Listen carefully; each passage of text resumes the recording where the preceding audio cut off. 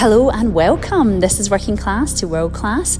But before we go any further, I do have a little favour of you. If you could hit that follow or subscribe button, then that would be a massive help. Thank you. In this episode, I'm catching up with a remarkable guy who has a brilliant story to tell. Picture the scene. You lead a life that's pretty comfortable, and then one day, like a flick of a switch, it goes away and you have nothing. He went into deep poverty, but despite living a really tough existence, he knew that there was always a spark of hope, there was always a pathway to success. You just had to find it, and boy, he did. He is now the founder of one of the world's largest sporting platforms in the world. In actual fact, it is the largest in Asia. He runs the TV show The Apprentice, and he is a real personality, a top guy that always embraces life and that never forgets where he came from. Breaking through the barriers of adversity. I'm Lynn Lester, and this is Working Class to World Class. So Chatri, I'm absolutely delighted to have you on the episode today. So thank you for making the time, which I think is your evening, isn't it? Where are you based? I'm in Singapore. It's about 10 p.m. right now. Oh, wow. I'm so jealous. Singapore is one of my favorite places in the world. I love to go. Oh, definitely. I'm not originally from Singapore, but it's definitely one of my favorite countries in the whole world. It's stunning. I remember going years ago when I went for like one day in this trip. And then through work, I've managed to go so many times. I've made a lot of friends. It's gorgeous and it's clean. And yes, generally when I go, it does rain. Well, then you got to go outside of monsoon season. Monsoon season is usually May to like August, September. But beyond that, you always have, well, if you like tropical weather. I love tropical hot weather. So it's my thing. Me too. Well, being in Glasgow, I don't have the luxury and it's very cold today. So thank you, as I say, for being on this episode. And, you know, I was really excited to chat with you because what I'm really keen in this series is that we get perspectives from all over the world. So the first couple of interviews I did were people from Glasgow, and then people assumed it was a Glasgow podcast. I'm like, no, honestly, that was just a flick at the beginning. So for anyone tuning in that doesn't know who you are, could you just sort of give a brief overview of who you are and what you do? Sure. I think the best way to describe myself is I'm a lifelong martial artist and an entrepreneur. And I'm also the founder and CEO of One Championship, which is Asia's largest global sports media property. So if you think about North America has NBA, Major League Baseball, and the like. Europe has EPL, Champions League, and F1. Of course, these are all different sports. Asia is one. We are the largest, and we celebrate martial arts. The very best world championship martial artists. So just think of it as F1 has the best drivers, or NBA has the best basketball players, and they hold these tournaments and they broadcast around the world. Today, we're broadcasting 154 countries every week. Wow, that's a pretty big deal. And so one thing I didn't tell you before this, so I used to do martial arts. Oh, wow, I didn't know that. Years ago. Cool. There you go. I know I don't look as if I do, but I was a third Dan black belt in Shotokan karate. Oh, wow. Okay. So you did dedicate a serious amount of your time. Yeah, years and years, to the point where my black belt now is faded. You know, when you pull it so many times. Wow. It's partially grey and black. So amazing. I'll have to take a picture and send it to you. So it was certainly something I loved doing throughout the years. But we're going to hear your story now because, you know, you obviously get into this and this has become a way of life for you. And I totally get that, having done it. So let's go back before you were this amazing entrepreneur. I know you've been on TV as well, so we'll talk about that. But let's start from the beginning, I guess, where it all began. Sure. So I'm originally from Thailand. My mother is Japanese and my father is Thai. I grew up in Thailand. And, you know, the large part of my childhood was blessed in a well-to-do home, a lot of love. And I just have incredible, happy memories from my childhood. Unfortunately, years before the Asian financial crisis struck, my father ended up going bankrupt and literally lost the home and our car, and then eventually abandoned the family. And so we went from well-to-do to literally struggling for the next day's meal. And my mother was a homemaker, didn't have a job, never had a job, and she really didn't know what to do because in Asia, at least in my parents' generation, there was almost like an unspoken contract. The husband goes out and finds the money, the wife stays home and raises the kids. And that contract was broken when my father lost everything and abandoned the family. Literally, he just walked away one day and just never came back home. And up until that point, I'd never seen my mom cry. And watching her just cry hopelessly, sobbing in tears, and broke my heart in a million pieces. And I just I'll never forget it, and there we were left with literally nothing. It was a very, very, very dark time in our lives. My goodness, it sounds horrific. And I mean, how old were you? Because it sounds as if you can remember that vividly. Yeah, no. This is I was already, a young adult already, so I wasn't a child per se. But again, Asian culture is a little bit different than Western culture, where the parents are the children are expected to take care of the parents once they're of age, and as opposed to, I think, Western culture, your parents retire and then take care of themselves. So there's this whole dynamic of where you're supposed to be a cohesive family, and living together and all that, and it just I guess I was still in that mode of, my parents are there as my support in my life, that I could call upon them whenever I need them, and ask for advice or whatnot. And all of that was taken away, and I had to become the man of the house, so to speak. And it was very sudden. I think that was probably the most shocking thing, and the fact that my mom and my younger brother were essentially helpless. I mean, literally. And my mother, I guess it's one of these things, is when I never was a stellar student ever in my, growing up as a kid, and I was always a mediocre student, probably bottom 1/3 of my class. And at that moment, my mom said, you're the oldest son. Why don't you go to America, or go back to America, and figure things out and try to bring the whole family out of poverty? And I thought that was a crazy idea by my mom at the time, because I just returned home from America. And then again, I didn't know that my family was going to go bankrupt at that point, and just lose everything, right? And my mom had this crazy idea. She said, Chatri, why don't you apply to Harvard? And because I heard that was a great school. That's what my mom said, literally. And if you can get in Harvard, then you'll have graduate from Harvard, and you'll have a good job. And I thought, Mom, that's a crazy idea. I didn't want to say stupid. That's a crazy idea. I remember, because A, I wasn't smart enough to get in, and B, even if I got in, we didn't have any money to pay for school fees or living expenses, or even books for that matter. And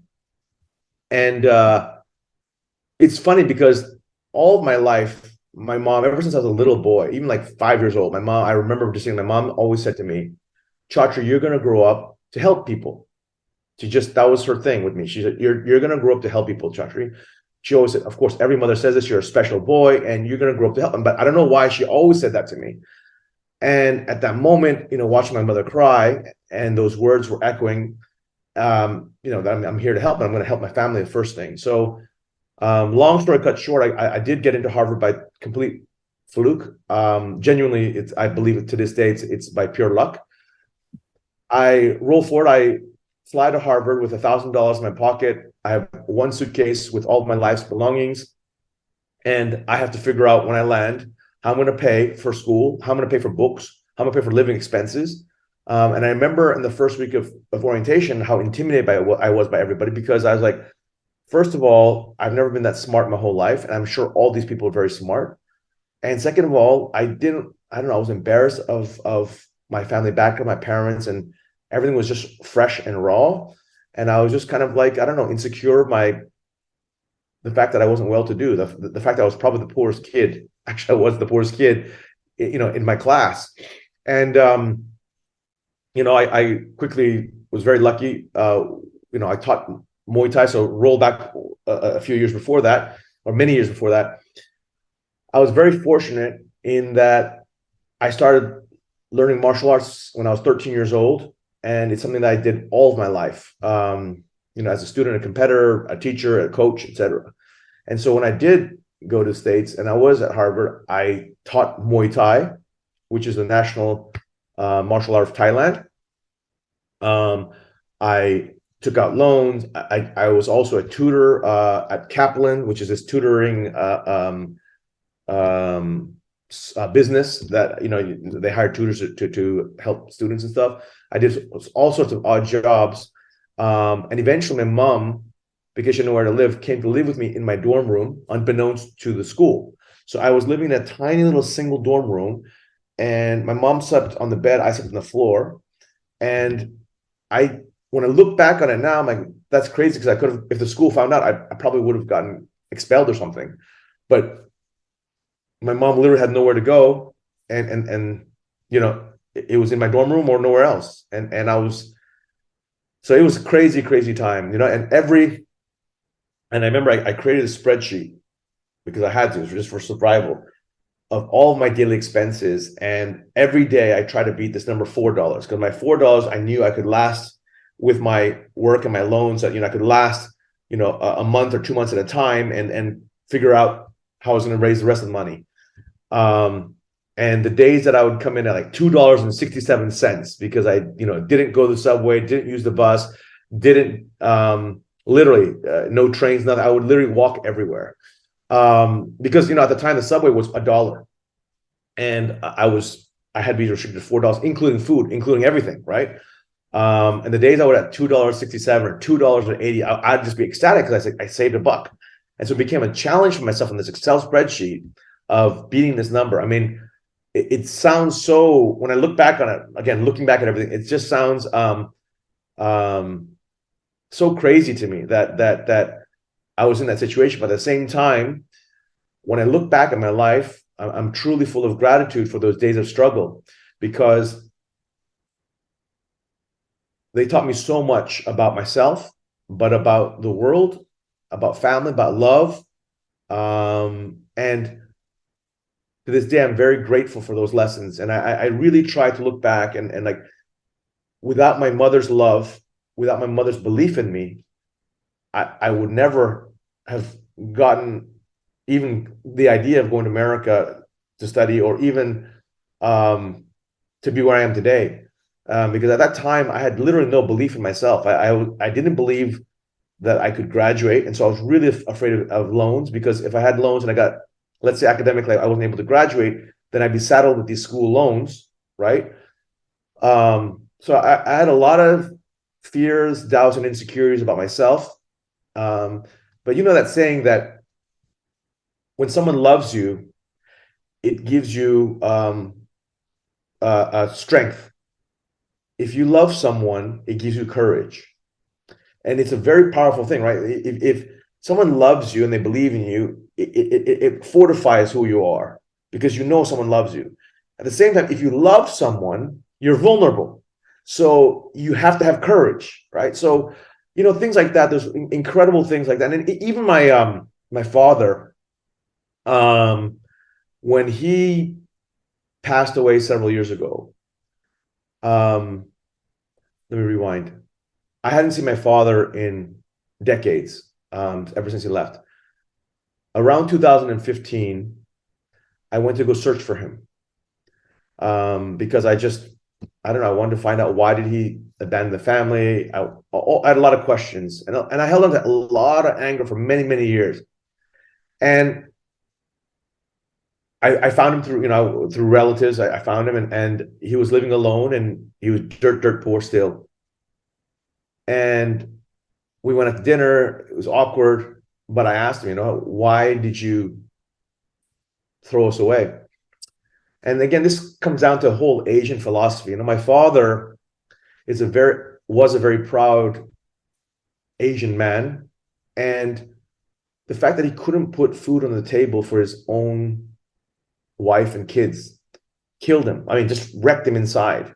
That it was much easier for him to just abandon the whole thing and run, as opposed to, in my version at the time when I was a kid, thinking to myself, like, hey, he threw us away. But in actuality, he was going through his own demons, if you will, of not being able to provide, and how it made him feel as a person, and that it was just much easier to escape everything.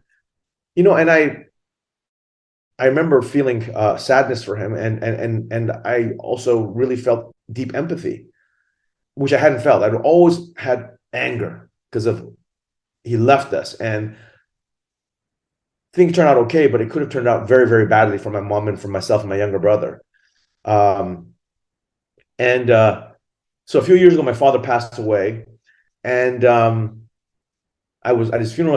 I gave the eulogy, and we cremated him because he's Buddhist. We cremated him, and I just came back, and I just started reflecting on the flight, that I'd rather not remember my father for all the bad things he did to me, but I'd rather remember all the good.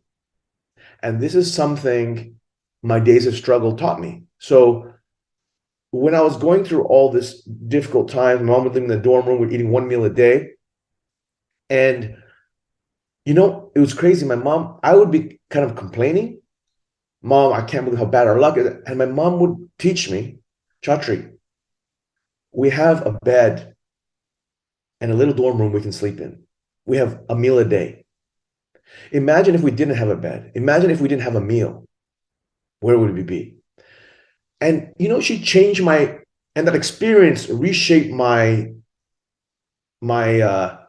mind to be more grateful, to count my blessings, no matter where I am in life, because it's so easy to complain about your situation, no matter what your situation is.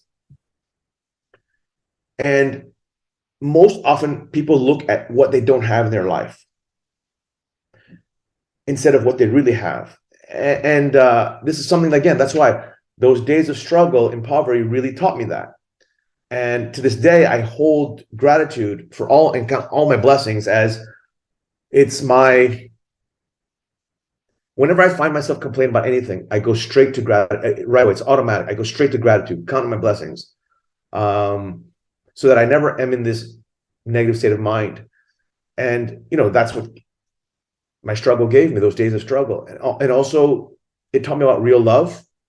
My mother, it gave me a fire in my belly. I'd never even knew that I could have this much fire and this much, that I was unbreakable. Martial arts teaches you, as you know, as a lifelong martial artist, it teaches you to be unbreakable. See, people think that martial arts is violence. Let's say people who don't understand.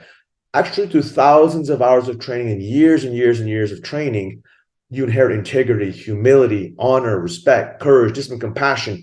You develop an unbreakable warrior spirit to conquer adversity in life. Martial arts give you so many beautiful lessons and values. And I don't know, I feel like that, on one hand, I had the love of my mother. On the other hand, my martial arts training. And I feel that is what got me out of poverty, and allowed me to find direction and move past.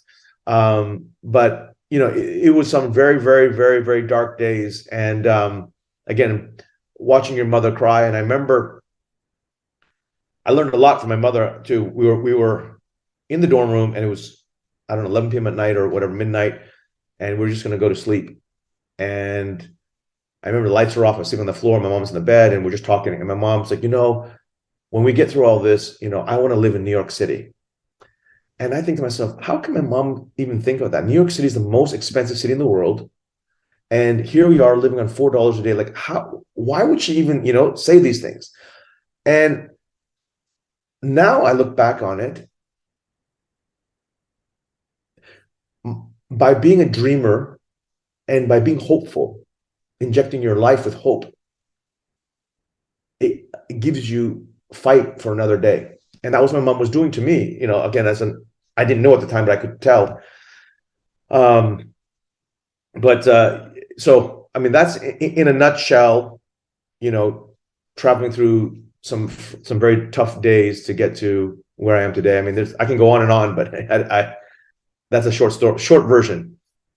Wow. I mean, I think that's probably one of the most remarkable stories I've heard, to be honest. And your mum sounds like just a wonderful person, actually, because, you're right. She was upset and through the most harrowing, probably stressful testing times of her life. And actually, in terms of, having to rely on her son, that must have been really, really hard for her. So the fact that she could still inject that hope and what could be, because it's not over till it's over. I always think about it like when you buy a lottery ticket or Yeah. you're nominated for an award, until you lose, you've won. It's not over till it's over, and I think just Yeah. your mum probably stirred that inside. She gave you the fire in your belly by the Yeah. sounds of it. She does sound Yeah. amazing. And one question I had was when you met your dad, and that must have been really hard when you sort of rekindled that relationship to an extent. Did you forgive him? Oh yeah. I mean, I thought we had many years left to, so I don't want to sugarcoat things that after one dinner everything made up, but um I did come to a deeper understanding and I forgave him. He did come to visit me in Singapore for a few days after that, like, I mean, the saddest part was I thought we had time, but actually we didn't. He ended up getting a stroke and eventually passed away. But that's another thing that I learned about life, and so when I was reflecting on the flight back home after my father's funeral, I tried to take everything that bad happened and I tried to take all the beautiful lessons. So I said, Dad, and I was, speaking to him, and I said, Dad, thank you for abandoning the family. You because of what you did, and I know you did it for your personal reasons, but because of that, I have fire in my belly. Because of that, I have gratitude. Because of that, I have a warrior spirit. Because of that, I have confidence in myself. Um, and it's kind of perverse because you would think, well, no, but at the same time, I've learned in life, there are good things and there are bad things that happen, but you don't really know if they're good or bad at that moment until years later you realize that was actually a wonderful lesson, or that was a terrible person, or this was, you don't understand things necessarily in the moment. There's a really fun Chinese proverb story that goes something like this. A little boy is born in a village, and immediately everyone in the village realizes he has talent for riding horses. At 5 years old, he could ride a horse, and everybody in the village said, "Wow, you're so lucky." And the wise monk in the village said, "We shall see." And everyone's looking at him, what? Anyways, he ends up riding to 16, and he's looking like he's going to be a national champion, and everyone's like, "You're so lucky." He falls off his horse and breaks his back and ends up being paralyzed. So everyone in the village goes, "Oh my goodness, you're so unlucky." And the wise monk says, "We shall see." Years later, a war breaks out, and all men in that village have to go to war and fight. Because he's paralyzed, he cannot go. All the men go and end up getting killed. And the wise monk and all the ladies in the village are saying, "Wow, he's so lucky." And the wise man says, "We shall see." The point being that at every given point in time, when something good or bad happens, you have to see whether it's actually a positive or negative. And that's a big lesson I learned. Like, I would not take back in any way my days of struggling poverty. I'm truly grateful for it, and I would do it over again, in a heartbeat. And in terms of my father, I could have held on to bitterness and focused on all the negative. But through meeting him and through just my life experiences, I realized, no, I'm going to look at him and remember him for all the good that he did. He named me my name, Chatri, which means warrior in the Thai language. And who would have known that my life would turn out this way? I'm running the largest martial arts organization in the world. And when I was 9 years old, he took me to Lumpini Stadium, which is the mecca of Muay Thai. And I remember walking as a 9-year-old kid, fight night, and thousands of people screaming and chanting, and the athletes, were graceful, powerful, and just it was a thing of beauty. And I remember being electrified. He took me when I was 13 years old to start Muay Thai. So when I look at that and I realize that's what my father gave me. Yes, he did some not so right things to the family, but we all come from our own perspectives. And so I've come to learn that my father was suffering, and that's why he left. He couldn't bear to see his kids or his wife not being able to eat. He couldn't bear to see them.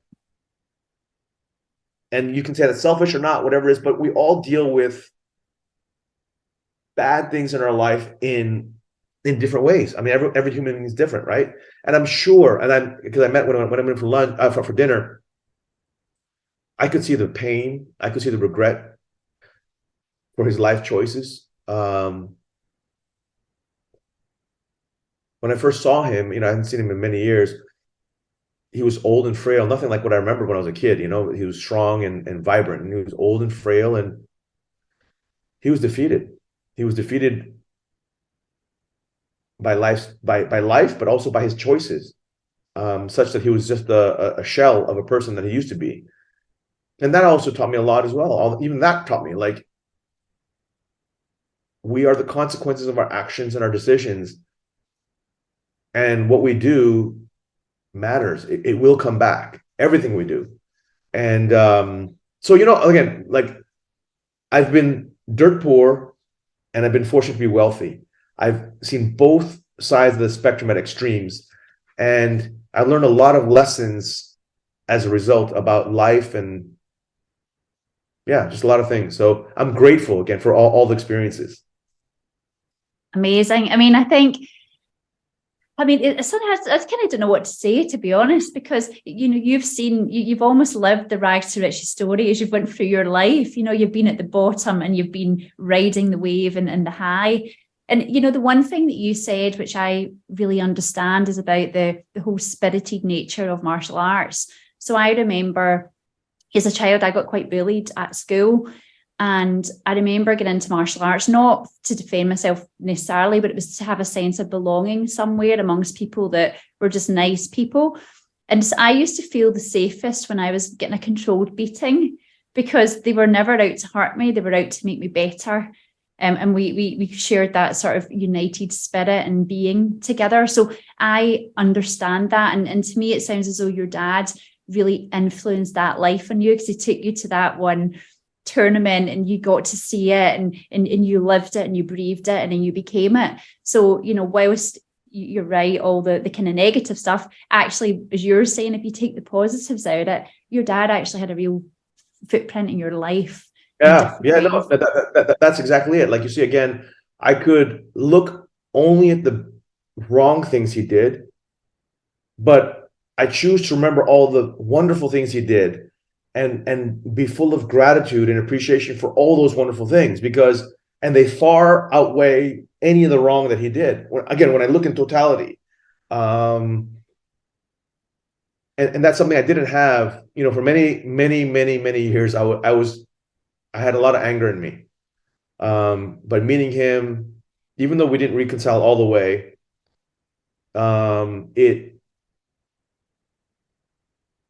after he passed, it really gave me perspective and what I want to remember, what I want to hold on to. Yeah, absolutely. And as you said, it's about time. It's never a gift. It is a gift because you don't know when you're not going to have it. And so then, if we take you to the point where your mum was staying with you in your tiny little room and the one bed and the $4 a day, which obviously now had to do two of you.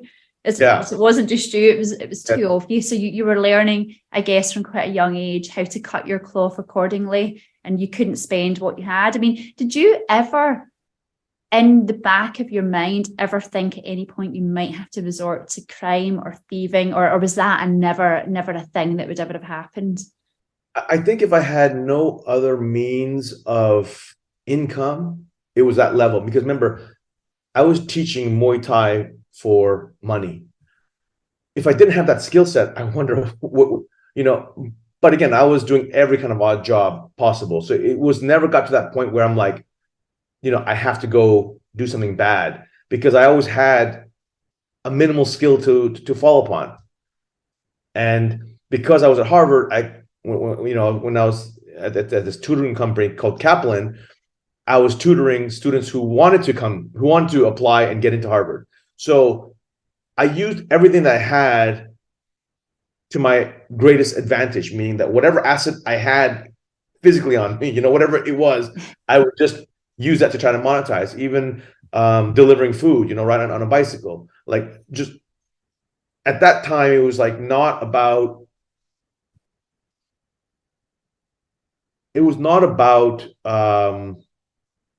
going down a bad path. It was about, I was very blessed to have a lot of things. Yeah, even though, yes, it was still a massive struggle, but there was a path. You see, when there's a path, no matter how small the path is, there's a path. Yeah. Yeah, absolutely. And, I think the thing is as well, if we're being honest, you were at Harvard. So that was a big opening right there, should you get it right. Yeah. So did you then, what were you studying, like, and what were your kind of grades? So I studied business, and I actually ended up doing fairly well. And that was a big surprise for me, right? Yeah, it was a very big surprise. I did fairly well. I mean, I was, I don't know, top 15%, top 10% of the class, something like that. I can't remember, but I was definitely,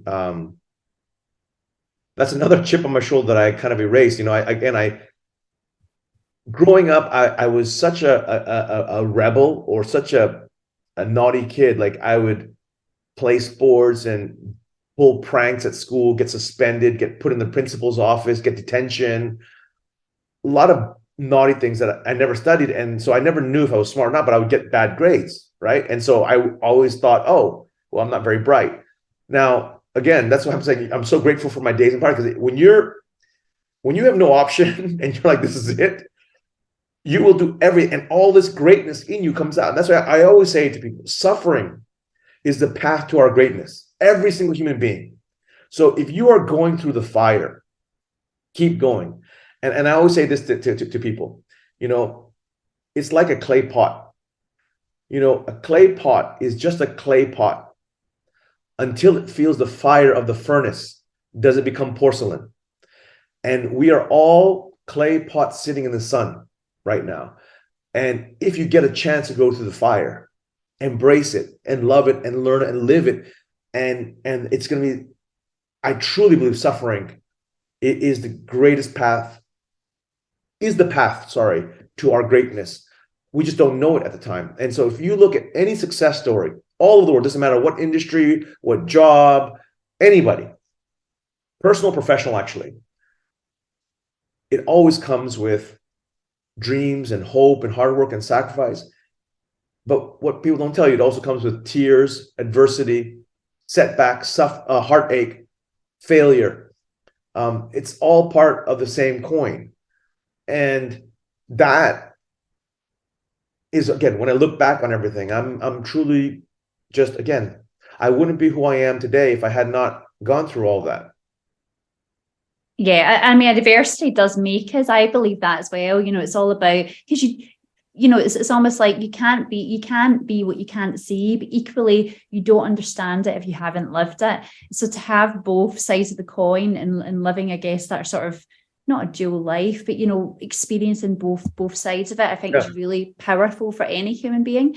And do you think, like, obviously Harvard, I mean, this is the key word here, because when people hear that, they'll be like, wow, like, that's like, if you do well, you're probably set up quite well for life. But do you think you would be where you are now if you didn't get into Harvard? And also, how did you get in? Did you have the grades to get in? Of course, I think it helped tremendously, right? I mean, so my mom's game plan, if you will, of the impossible odds, it ended up playing out. How did I get in Harvard? I'm very fortunate that Harvard cares about well-rounded students. So they ask you to write, I think, 7 or 8 different essays, if I remember correctly, all different parts. They look for leadership. They look for what were extracurricular passions. They look for your life story. They look for a lot of things, and obviously test scores and grades. And I can't say I had the best, grades, but I did have good test scores, and I did have, I think, one essay was, what do you want to do with your life in the future? Another essay is, going through, I don't know, your worst days or whatever. I can't remember, but and I spent a lot of time writing about all the things that were important to me. And I think that must have, I don't know, with admissions directors must have hit a chord or something. I don't know. I mean, I do know, again, like I was very lucky that Harvard is not like, you see, in Asia, all the top universities care about a single test score. You come in for a national exam, and that's it. That's it. One single score, and that's how you get in. If I'd gone into that system, I definitely wouldn't have.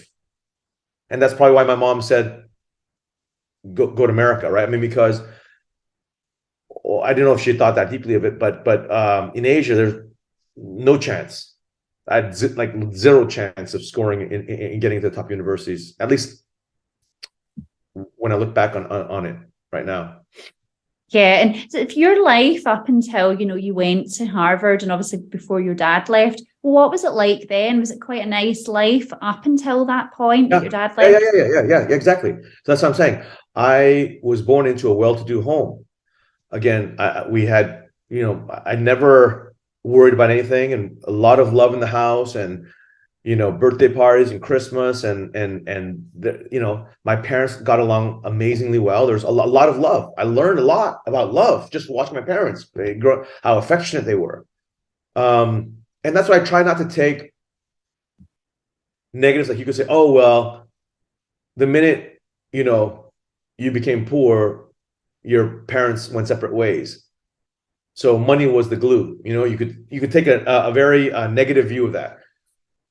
I don't, because my father, after that dinner, you could see he knew he made the biggest mistake of his life, and he wanted so badly to reconcile with my mother. But by then, too many years, too much damage, and too much pride. That's another thing I learned about. My father was a very prideful man, and too proud to say sorry, too proud to, again, even when could admit that he couldn't feed his family. If he had been a little less proud, maybe things would have been different.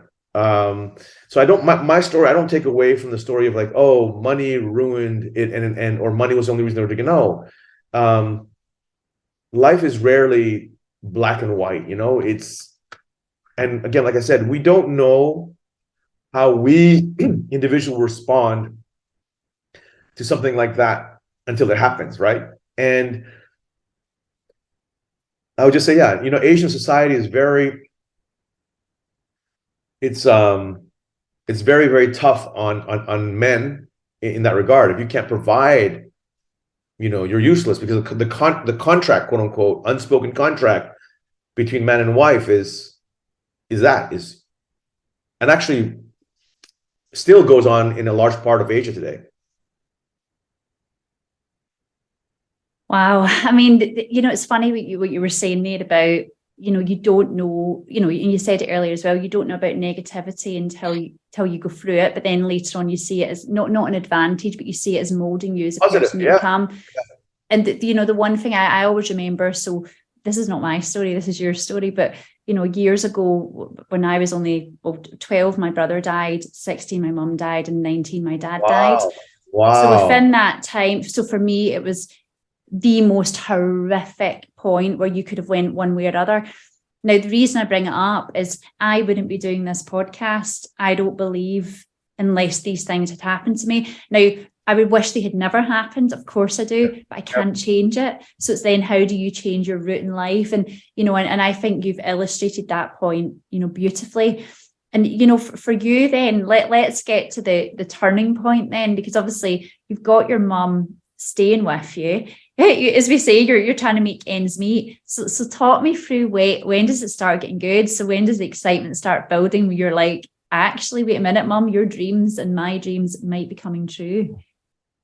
Well, the craziest thing was in my final year, one of my best friends approached me and said, hey, Chatri, let's start a company together. Let's start a business together. And I said, no way, I don't have any money. And he was also poor. He had no money either. I'm like, we cannot make any.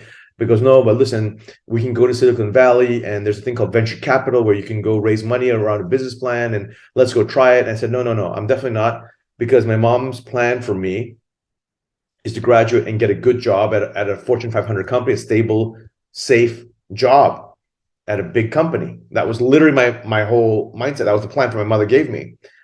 But he's like, come on, just help me out. I said, okay, I'll help the business plan I'll build a business plan with you. And then I helped build a business plan. Then he goes, okay, Chatri, let's just join this business plan competition at school. I said, oh, I don't want. And we went there and did that. And then I don't know, I got bit by the bug. And at the same time, I was interviewing for jobs, and I did get 4 or 5 job offers, and really incredible job offers from great companies. And I was very, very much torn, and because I was slowly getting sucked in to entrepreneurship, and then it was our last semester. We flew out to Silicon Valley with the business plan, and in my mind, I'm like, this is the craziest thing, because I'm not going to become an entrepreneur. I'm not. Long story cut short, an angel investor. We didn't get venture capital at that time, but in our last semester, an angel investor gave us $500,000 to start a company. And I mean, $500,000 is a lot of money, but of course, it's very little money in the grand scheme of startups. But so then the choice became: do we take the $500,000 to start this company, or do we, take our jobs? Do I take my jobs? In order to save money, we end up going to Silicon Valley. We end up getting a 2-bedroom apartment. And I couldn't afford a bed, and I didn't have the savings for it. So my mother and I slept in sleeping bags in the office and rolled up the sleeping bags during the day. And I had 8 employees, we hired 8 employees, and we wanted to save money. So we didn't want to have to rent a house and your office, right? So we just did everything in the house. The office was the house. I mean, the 2-bedroom apartment or 2-bedroom office, if you will. And we ate $1.50 frozen meals, those frozen meals you microwave. And it's, again, like my mom, God bless her, that she, at first, I'll tell you, when I told her, mom, after graduation, we're going to go to Silicon Valley and do this thing, she was very upset. She was like, Chatri, no, your father just went bankrupt. You saw that. Why would you want to start a company? Go, you have these safe job offers, go and get and work your way up the ladder.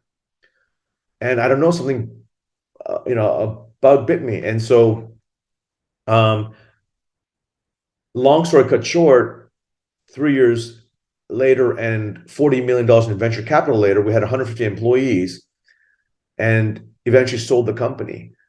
That was my first taste of being an entrepreneur.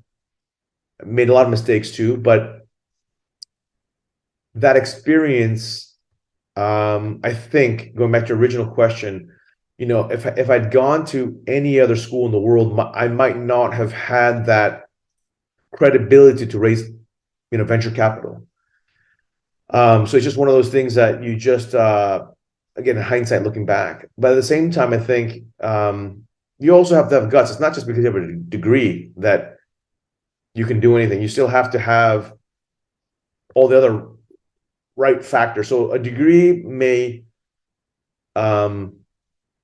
open a door, but you still have to walk through that door. You still have to do the thing. So, but that was my first taste of a little bit of success. And I wasn't fabulously wealthy, but I wasn't worried about food anymore and all that kind of stuff. And I then thought about, what do I want to do with my life? So I was just saying, at the time, I had 2 real passions growing up. One was obviously martial arts, and the other was actually, interestingly, was the stock market. I'd never invested in the stock market, but I read a book called One Up on Wall Street by Peter Lynch. And that book really, I remember thinking after I read the book, one day I'd love to be able to invest in the stock market. And after my journey as a Silicon Valley entrepreneur was done, I was free to do whatever I wanted to do. And I said, you know what? I want to go work on Wall Street and learn how to invest and invest. And long story cut short, I ended up launching my own hedge fund, raised $500 million, and ran a hedge fund. And so I was investing all over the world, buying and selling companies. I did that for several years. And that's when it really hit me. I had a really phenomenal year, and I made a lot of money that year. And I went down to the sushi restaurant nearby the office, and I was on a euphoric high, made a lot of money. And then I just started thinking about my life. Because when I was dirt poor, I thought, if I make a lot of money, a boatload of money, I'll be happy because all your problems will be solved. And so I was sitting there and I'm like, why is it that I'm not happy? And, I had all the material things you could want, houses and cars and whatnot, and just material things.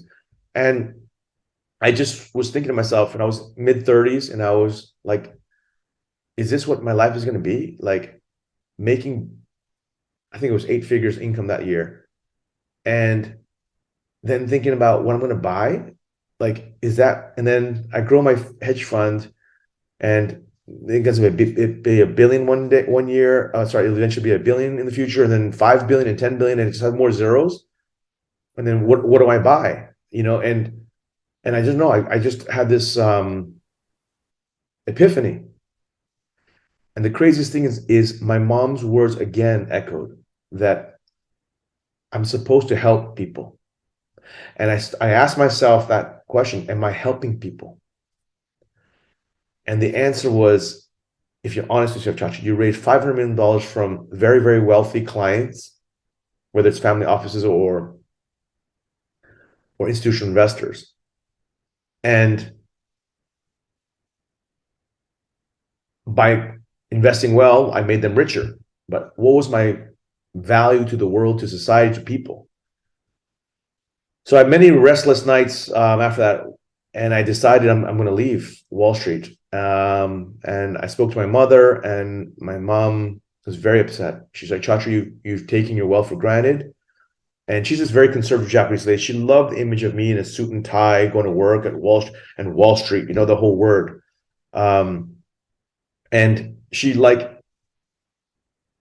in many ways, she gave me amazing intrinsic values and philosophy of how to live my life. But on the other side, she was also a very traditional Japanese lady that she loved the fact that her son went to Harvard. She loved the fact that I was, in a suit and tie on Wall Street, and she liked all those externalities, and still does, actually.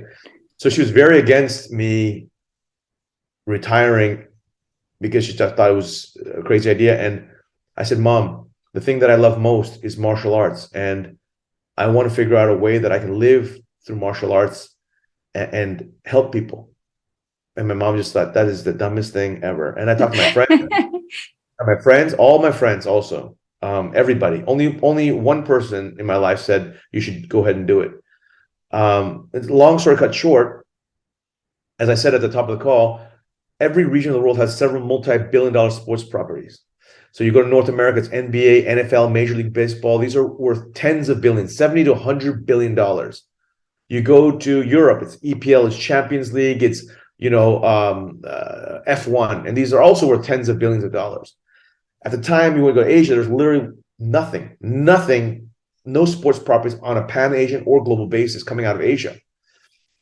And yet, Asia's been the home of martial arts for 5,000 years. So I thought, it's going to be super easy. I'm going to go back to Asia. I'm going to start the first global sports property around Asia's greatest cultural treasure, martial arts. And it'll be easy because I'm a lifelong martial artist. That's another story, So I started. So anyways, long story cut short, again, I'll just truncate it because we have only 30 minutes left. I picked Singapore because of all the cities I was looking to come back to Asia was either Singapore, Bangkok, Hong Kong, Tokyo, and Seoul. Those were the 5 cities I was seriously considering, and I ended up picking Singapore because of its legal system. It's a very, very advanced, sophisticated legal system, and crime is very, very low here. Educational system outstanding, healthcare system world class. The food was amazing. The culture, the people of Singapore are unbelievably just warm and kind and just wonderful people. And I could just see myself living here. And I'm so glad I chose the right city, because long story cut short, the Singapore government ended up investing in one. And, the first, no, but they didn't, I give the short version. The first 3 years of starting my company was a complete disaster. Every day, failure after failure, rejection after rejection. Broadcasters, I'd go to broadcasters and say, hey, I'd like to do the show on your channel and show. They said, that's a dumb idea. Asians don't need a sports property. We already have Champions League on TV or EPL on TV or NBA on TV. We don't need whatever you want to do, right? I'm like, no. I went to brands, governments, investors turned me down. They thought it was a dumb idea. Athletes said that's impossible. Like, employees, I would give an offer the next day. They would say yes. And then they would talk to their parents that same day. And then they would come back and say, sorry, I can't join because it's sports. There's no such thing as sports in Asia as a business. So the first 3 years was literally like losing tons of money, my own money and my friends' money, getting again, rejected every day. And it was very bleak. And at the end of the third year, I called my mom and I was literally going to quit. I was within a day of quitting. I said, Mom, I'm thinking about quitting. It's much harder than I thought. This business is going nowhere. It's barely on TV. And I'm just losing a lot of money. And there's just no end in sight. And my mom said, you see, you should have listened to mommy. I told you so, really. And then, she said, it was a very short call. She said, Chatri, why don't you just quit then? And then I was taken aback. I thought she would spend an hour convincing me to follow my passion and live my dreams and all this stuff. And I hung up the phone and I started thinking about, why don't I just quit? And then I just think, why did I start it? Well, martial arts is my greatest passion in life. I truly want to help people. I want to unleash these martial arts superstars, these heroes who can live inspiring stories of overcoming adversity and tragedy, impossible odds and poverty, uplift humanity through stories and heroes and values. And when I started writing down my why, I realized I can't. This is literally what I love. And I believe in the purpose, the mission of the company. Because, when I write down the mission, it wasn't about making a lot of money or revenues. It wasn't about fighting. It was about what martial arts meant to me was, how can I showcase the beauty of martial arts in the way I know it, or you know it, and show these, again, larger than life heroes, world champions. But if you dig in deeper and find out that they were orphans or that they were, gone through impossible odds or poverty or whatever it may be, and tell those stories, that it would uplift our fans and inspire fans to live their greatest life. That was literally the business plan. So in a way, my mom, I guess she knows me so well. By her telling me very shortly, why don't you just quit? That actually made me think deeply about why did I start in the first place? And I just couldn't quit. And I'm glad I didn't, because literally our viewership metrics, every metric you can measure, literally exploded in year 4 till we're about 11 years old. Year 4 to 11, the business exploded, like went vertical. We're now Asia's largest billion-dollar global sports property. Broadcast in 104 countries around the world. Investors have given us some of the smartest institutional investors in the world, like Sequoia Capital, Temasek, GIC, Qatar Investment Authority, Guggenheim, et cetera. They gave us $500 million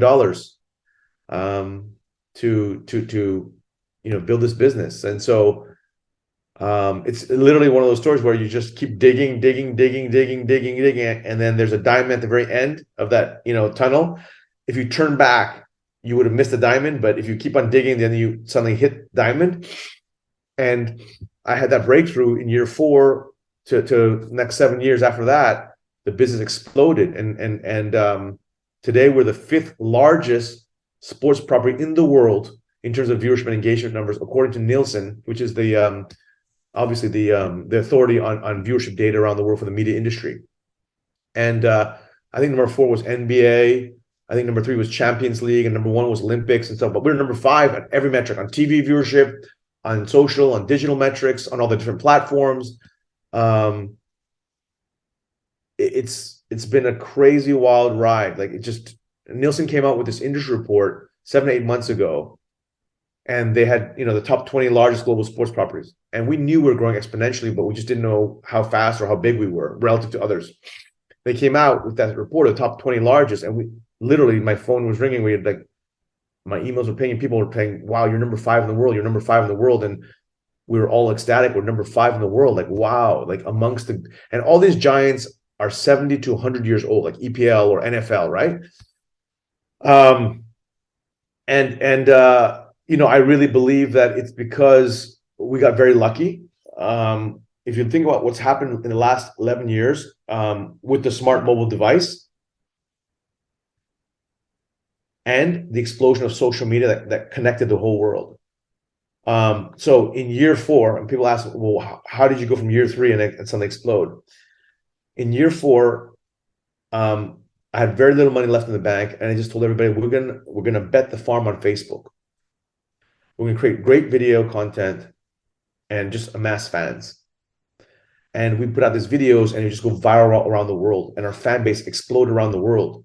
And then when broadcasters saw these metrics, they were like, okay, well, we'll give you a shot on TV. And our numbers exploded on TV as well. And so suddenly the window to the world became this all over the world, and it connected. And so it is the easiest time in history to build a global brand from scratch, if you think about it, because of sheer connection through smart mobile devices and social media. And that's why you have individual brands now. You have TikTokers that are one-person content creators that connect the entire world with 100 million followers, right? That's in a very extreme version of the beneficiaries of this whole digital economy interconnectedness. That being said, we did bet the farm on social and digital and mobile. So we were lucky to bet it. So we were lucky that the macro fact drivers, we had massive tailwinds, but we were also lucky that we bet the entire company on it. If social media and smart mobile devices hadn't taken off, or let's just say when we bet the farm in year 4, let's say no one ever did social media, no one ever cared about their smart mobile devices, then the company would not be, it would have folded probably in year 4 or whatever it is. But so I always joke around. I don't know if you've ever seen this old movie, and I don't know how old your viewers are or listeners. This old movie called Forrest Gump, about this guy who has just kept on running in his life. All these wonderful things happening. He's like, I am the Forrest Gump of sports. I never imagined that after only 10 plus years we would be number 5 in the world. There's no way I could have even imagined that. And I get all these metrics every week, across the company, and even to this day, our numbers continue to grow exponentially. It's now fans just can't get enough of one. Geez, I mean, it's an incredible story, and I think your mum's incredible for sort of teaching you the hard way, she knew how you would react, so she knew you well, yes, better than anyone. Yes. And obviously we'll be wrapping up in a wee second, but there's a few things I want to ask you. You said that there was one person in your life that told you to pursue your dream of that business. Who is that one person? He's my best friend from Harvard. He and I were the poorest kids. And he's also the vice chairman of One Championship today. He knew how crazy I was about martial arts. He just believed in me, and that's what I mean. The power of words and the power of belief to your loved ones. Never underestimate what you say to your friends and family, because just one sentence can set a fire off, and they could be living their dreams because you said something. And that is what, Sora Mittal gave me, our vice chairman. Or that's what my mom gave me in those struggling days of poverty. Or even as a child, when I was 5 years old, she said, you're going to grow up to help people. So now I look at my life, and my heroes have inspired the world. I have fans all over telling me about their own adversities or tragedies, and how, every Friday they get to escape their problems and watch our heroes in action, or learn about their life stories and give them strength or inspiration for their own life. And probably one of the most powerful stories I can share with you is people come up to me and say, "Yo, Chatri, you must be so happy and thrilled. You're so successful. I mean, One Champion is so successful." And I go, "No, it's actually, I don't even ever think about the numbers. It's not about that. For me, it's something I could never have gotten in any other career if I had chosen. Is in 2016, I returned home to Thailand for the first time in many, many, many years.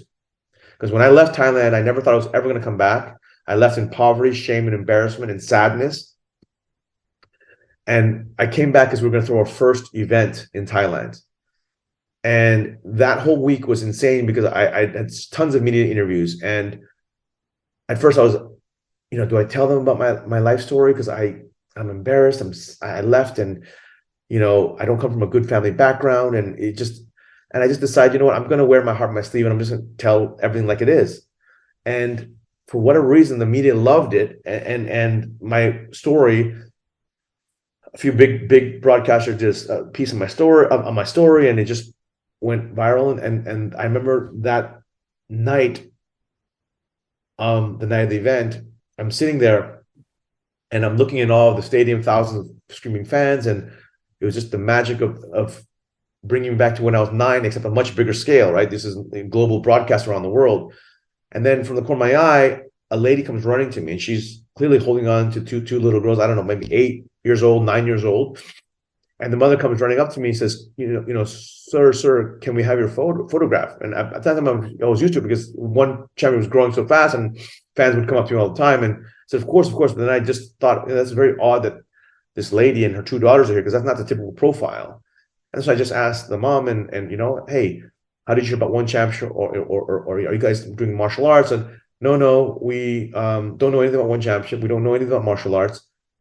We saw your story in one of the documentary series that a certain channel did on your life. I'm a single mother, and I'm struggling, and I want my daughters to meet you because I want them to know everything's going to be okay." And I had tears in my eyes, and I kneeled down, and I grabbed the daughters, and I hugged the daughters, and I gave them advice about dreaming big and working hard and loving each other and protecting each other. And I hugged the mom, and then they went away into the show, and they moved me and inspired me and made me realize that my mission in life to help others, that my company of unleashing real life superheroes who ignite the world with hope, strength, dreams, and inspiration, and my own life journey. I didn't until that point, up until that week, I didn't know that my own life journey would be useful to somebody else. I was always this embarrassment about my life story that I didn't want to tell people. And now I talk about freely because I don't know, there could be some person who's in a really difficult situation. They just need to hear this, and they're going to fight for another day, or they're going to get inspired to take action. Yeah.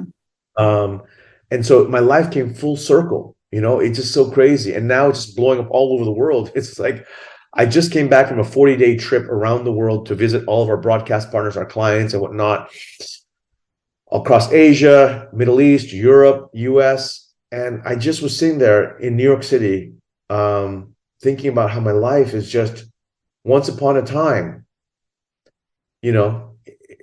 many, many years ago. It's just like all a dream. And that somehow now I've built this global company that's inspiring millions of fans all over the world to live their greatest life. And I don't know, it just, for me, my life has come full circle in so many ways. Well, you're just the example of it can be done. And, you were saying you've got houses, and you've got cars, and you've got wealth, and everything's great. But I bet you nothing felt as good as it did when you bought that first bed, when you were lying on the floor. I bet that must have been the dream purchase. Well, yeah. Well, actually, after I left Wall Street, I became a minimalist. I don't know, that lunch taught me everything about what I want in my life and what I didn't want in life. So I have one car, a Toyota. I have one watch, a G-Shock watch, Casio. I don't believe in material things. I don't believe in extrinsic things. I believe that everything in life begins with what's in our souls. And my life experiences have taught me that I never want to attach my happiness or my sense of well-being to material things that can disappear in a heartbeat, like what happened with my father, my family. Um, and I had to go through that, poverty, then having it on Wall Street, because I thought naively when I was in poverty that if I made a lot of money, I'd be very happy. Then I thought, I buy a lot of things, I'll be happy. But you know why people buy a lot of things? I've concluded it's to fill a void in your heart. When you have a void, you have this urge to buy things to fill a void. But if you truly are content and fulfilled with who you are and what you're doing with your life, it becomes intrinsic. You don't care about all these things because and there's nothing wrong with having fancy things. I don't. I have a lot of friends who love fancy things and material things. There's nothing wrong with that. I'm not saying that, but I'm saying I don't know. Through my life, I just feel there's deeper meaning, and I try to live my life with passion and purpose every day, and do what I love, such that at the end of the day, all of us we leave this earth. And I've narrowed down at least my life purpose. It comes down to two things. One is the only thing that matters is the love I share with my friends and my family. And if I'm lucky, my community and whatnot. And second, equally important, is impact. The impact I make on my family, my friends, my community, my country, and the world now with one. Those are the only two things that will last after I pass away. And that's how I want to live my life. It's not about how many cars I have or this. That's not. And so I really do try to stay on this minimalist path because it keeps me focused on what means a lot, what's meaningful in life, and not get distracted by things that society calls I guess symbols of success, right? Having a Ferrari or a Mercedes is a symbol of success. Like I don't buy into that. I believe that if you're truly successful, and I'm not talking about money, if you're truly fulfilled in what you do and you're truly happy inside, you're with the love of your life, you have a beautiful family, and you're truly living with passion and purpose with your work. It really doesn't matter if you have $1 in the bank or you have $1 million in the bank or whatever number it is. What matters is the intrinsic stuff. And that's what I've learned on my journey. Well, I couldn't have put it better myself. Actually, the other day I did actually say something like, oh, I can't afford that. And someone said to me, but you can. And I went, no. I was like, well, yeah, I could, but I choose not to have it. So it's different. So I am with you on that journey. Now, we're obviously wrapping up now. And because, I wanted to talk about lots of other things, like you've been on The Apprentice and whatever, but I'm sure, can you tell us very briefly what that must have been like? Sure. So last year, I became the host of the first global edition of The Apprentice, aired on Netflix around the world, and in the US and Canada is on Amazon Prime. And I don't like to, because I'm 180 degrees opposite of what Donald Trump was when he did The Apprentice in America, right? In how I live my life and my values. I did the show because I thought it was one more way that we could reach fans, that we could tell a story, that we could introduce our brand without any flying kicks, because people have the misconception that martial arts is violence.